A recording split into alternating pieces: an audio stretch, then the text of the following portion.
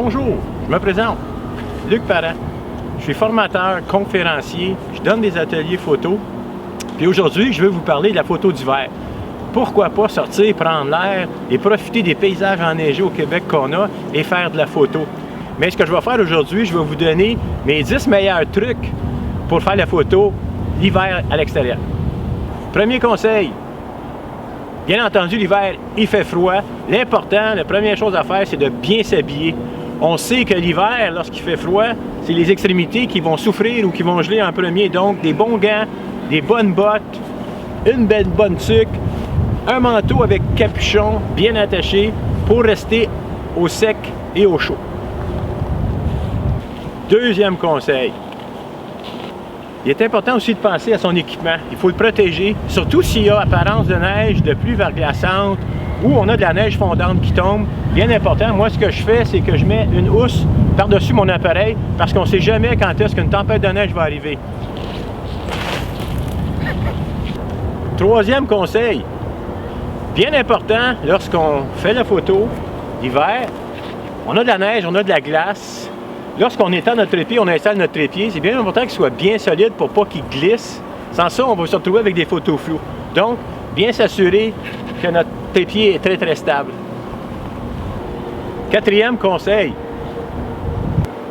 les appareils photo l'hiver, ils ont tendance à sous-exposer. Donc, il y a une différence quand on fait de la photo lorsqu'il y a beaucoup de neige, lorsqu'on a beaucoup de blanc. L'appareil photo voit que du blanc, donc il va avoir tendance à sous-exposer. Bien important de faire une vérification avant de commencer à faire les photos, d'ajuster notre appareil pour justement pas se retrouver avec des photos sous-exposées ou trop foncées. Cinquième conseil,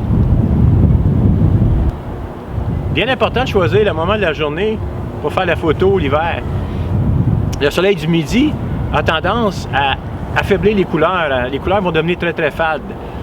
Donc, ce que je vous conseille, c'est de choisir votre moment de la journée, surtout soit le matin ou soit en après-midi. Présentement, on est en après-midi, vous regardez, les couleurs sont belles, le soleil est quand même rendu un peu bas, il n'y a pas trop de reflets sur la neige, ça va très bien dans ces heures-là. Sixième conseil, le soleil l'hiver est beaucoup plus bas, donc il va créer des ombres beaucoup plus impressionnantes, beaucoup plus allongées. On peut en profiter ou on peut choisir le moment de la journée pour faire la photo pour les éviter. Mais ça peut donner quand même de la profondeur à votre photo. Si vous regardez en arrière de moi présentement, il y en a beaucoup d'ombrages, les arbres créent des ombrages et ça donne quand même certains effets. Donc, vous pouvez décider de les prendre ou de ne pas les prendre. Septième conseil,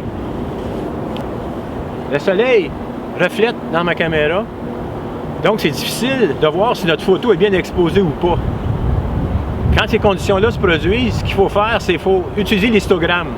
Avec l'histogramme, on peut corriger notre exposition plus facilement que lorsqu'on essaie de voir la qualité de l'exposition de la photo sur l'écran de l'appareil. Huitième conseil, l'hiver, la neige va se teinter des couleurs du ciel. Donc souvent, on peut se retrouver avec la neige qui va être beaucoup plus bleue ou, lors du coucher de soleil, beaucoup plus orange. Il faut faire attention, il faut ajouter notre balance de blanc.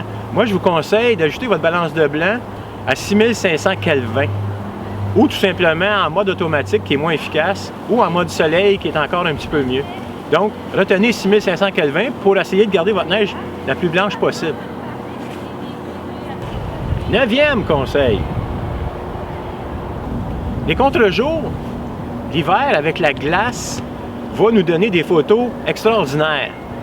Donc, photographiez contre le soleil, gênez-vous pas, faites des essais à plusieurs reprises, vous allez voir, en fermant votre ouverture le plus possible pour que ça soit le plus sombre possible pour voir simplement les reflets.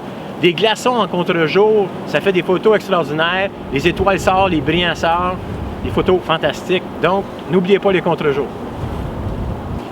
Dixième conseil, surtout dans la photo de paysage d'hiver, on peut souvent se retrouver avec des photos qui sont comme un peu floues. On se demande pourquoi. C'est que le soleil va frapper sur la neige et va créer une certaine brume qui va monter et ça crée une photo au loin qui devient un peu floue. Attention à la brume l'hiver. J'espère que mes conseils vous seront très utiles pour améliorer vos photos d'hiver. Si vous voulez continuer à me suivre sur tous mes clips vidéo, venez me voir sur mon site web duobjectif.ca. Je vous attends!